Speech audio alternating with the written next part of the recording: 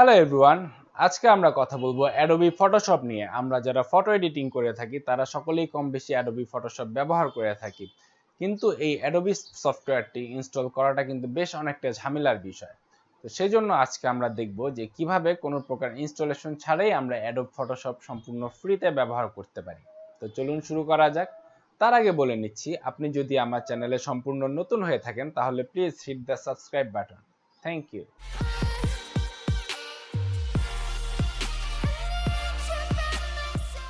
So আমরা আমাদের computer ডেস্কটপে চলে এসেছি। তো প্রথমে আমরা যে কাজটি করব, আমরা আমাদের কম্পিউটার গুগল ক্রোম ব্রাউজারটি ওপেন করে নিব। গুগল ক্রোম ব্রাউজারটি ওপেন করার পর এখানে সার্চ বারে এসে আমরা টাইপ করব PHOTOPEA, ফটোপিএ। ফটোপিএ লিখে যদি আপনারা সার্চ করেন তাহলে আপনারা প্রথম যে লিঙ্কটি পাবেন photopea.com, এই photopea.com এ আমরা ক্লিক করব। photopea.com এই ওয়েবসাইটটি ওপেন হওয়ার পর আপনারা এরকম একটি ইন্টারফেস দেখতে পাবেন। সো এখানে আমরা তিনটি অপশন দেখতে পাচ্ছি, যে new project, open from computer এবং টেমপ্লেটস। এখানে তিনটির কাজই আমরা দেখব স্টেপ বাই স্টেপ। তো প্রথমে আমরা চলে যাই নিউ প্রজেক্টে। নিউ প্রজেক্টে ক্লিক করার পর আপনারা এরকম একটি ইন্টারফেস দেখতে পাবেন। এখানে আপনারা প্রজেক্টের নাম দিবেন, তারপর উইথ, হাইট এবং ডিপিআই আপনারা আপনাদের পছন্দ মতো কাস্টমাইজ করে নেবেন। সো আমি এখানে বাই ডিফল্টই রেখে দিচ্ছি। এছাড়া আপনারা কিন্তু এখানে আরো বেশ কিছু প্রিসেট পেয়ে যাবেন। নিচের দিকে যদি আপনারা দেখেন যে সোশ্যাল যে প্রিসেটগুলো রয়েছে, ফেসবুকের ক্ষেত্রে ফেসবুকের পেজ কভার কিংবা Facebook event image, Instagram story অথবা ইউটিউব থাম্বনেল, ইউটিউব প্রোফাইল, বিভিন্ন ধরনের প্রিসেট কিন্তু এখানে দেওয়া রয়েছে। তো আমি এখানে সবকিছু বাই ডিফল্ট রেখে দিচ্ছি এবং রেখে দেওয়ার পর আমরা ক্রিয়েট বাটনটিতে ক্লিক করব। ক্রিয়েট বাটনটিতে ক্লিক করলে দেখুন এবার ইন্টারফেসটি, একটি নতুন ইন্টারফেস ওপেন হয়েছে। সো এই নতুন ইন্টারফেসটি কিন্তু দেখতে হুবহু আমাদের অ্যাডোবি ফটোশপের মতো। আমরা যারা অ্যাডোবি ফটোশপ ব্যবহার করে থাকি তারা কিন্তু এই ইন্টারফেসটির সাথে পরিচিত, এবং আপনার হাতের বাম পাশে আপনারা দেখতে পাবেন যে এখানে অ্যাডোবি ফটোশপে যে যে টুলগুলো আমরা ব্যবহার করে থাকি সকল টুলই কিন্তু এখানে রয়েছে। এবং যে তীর চিহ্নগুলো দেখুন নিচের দিকে যে একটি তীর চিহ্ন রয়েছে, এখানে এসে যদি আমরা মাউসের লেফট বাটনটি ক্লিক করে ধরে রাখি তাহলে কিন্তু আমরা আরো টুলগুলোর ভিতর অ্যাক্সেস করতে পারবো। দেখুন এখানে আরো অনেকগুলো টুল কিন্তু আপনারা পেয়ে যাবেন। সো যাই হোক, সো আমরা আমাদের ফটোশপের মতো একটি ইন্টারফেস আমরা এখানে দেখতে পাচ্ছি এবং এখান থেকে আমরা আমাদের পছন্দ অনুযায়ী কাজ করতে পারবো।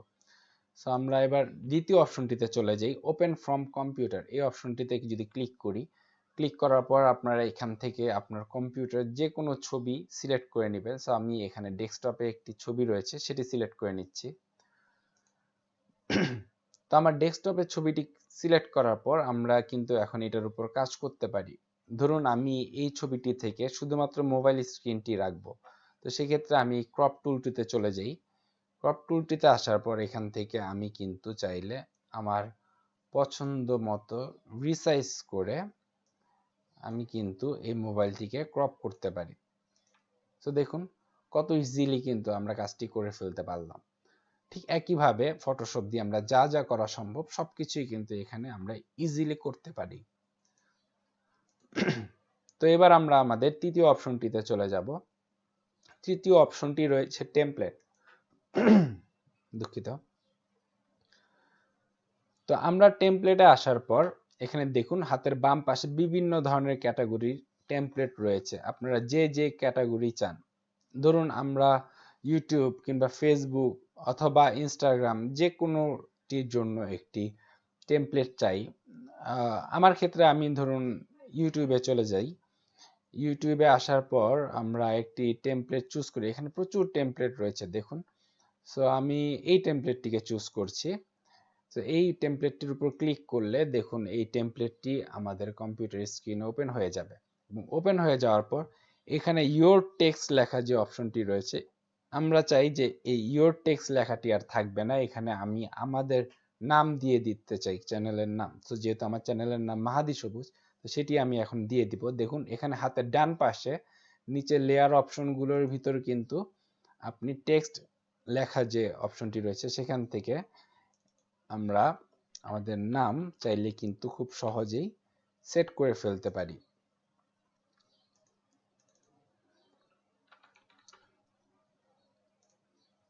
তো দেখুন খুব সুন্দর করে আমি কিন্তু আমার নামটি এখানে সেট করে ফেললাম।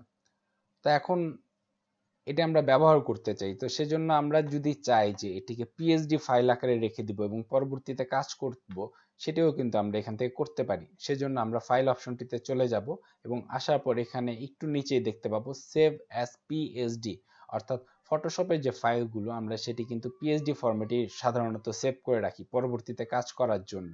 এছাড়া যদি আমি মনে করি যে আমার কাজ এখানে শেষ হয়ে গিয়েছে এবং আমরা এটি ফাইনাল প্রোডাকশনের জন্য ইউজ করতে চাই, সেক্ষেত্রে আমরা এক্সপোর্ট এস যে অপশনটি রয়েছে সেই অপশনটিতে এসে পিএনজি, জেপিজি অথবা পিডিএফ যে কোনো একটি ফরম্যাটে আমরা চুজ করতে পারি।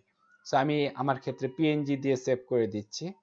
সো পিএনজি অপশনটি সিলেক্ট করার পর আবার এখানে একটি অপশন আমরা দেখতে পাবো ইন্টারফেস। তো এখানে আমরা প্রজেক্টের নাম দিয়ে দিলাম ধরুন টেস্ট। হ্যাঁ, টেস্ট লিখে এখানে সেভ করে দিচ্ছি। তো সেভ করার জন্য এখানে আমার এখানে জানতে চাচ্ছে যে আসলে আমি এই ছবিটি কোথায় সেভ করব, তো আমি ডেস্কটপেই রেখে দিচ্ছি। আপনারা আপনাদের পছন্দ অনুযায়ী জায়গাতে রেখে দিবেন। তো এখানে সেভ করে ফেললেই কিন্তু দেখুন ছবিটি ডাউনলোড হয়ে গিয়েছে এবং এখান থেকে ক্লিক করলে খুব সুন্দর কিন্তু আমাদের এই থাম্বনেইলটি ওপেন হয়ে গিয়েছে এখানে। সো এভাবেই কিন্তু আমরা আসলে ইনস্টলেশন ছাড়াই আমরা অ্যাডোব ফটোশপ ব্যবহার করতে পারি। সো আশা করি আপনারা বুঝতে পেরেছেন যে কিভাবে আমরা অ্যাডোবি ফটোশপ সম্পূর্ণ ফ্রিতে এবং কোনো প্রকার ইনস্টলেশনের ঝামেলা ছাড়াই ব্যবহার করতে পারি। তারপরও যদি এই বিষয়ে আপনাদের কোনো প্রশ্ন থেকে থাকে তাহলে অবশ্যই আমার কমেন্ট বক্সে কমেন্ট করে জানাবেন। আর যদি এই ভিডিওটি আপনাদের ভালো লেগে থাকে তাহলে ভিডিওটিতে প্লিজ একটি লাইক দিন এবং আপনার ফ্রেন্ডদেরকেও শেয়ার করে জানিয়ে দিন।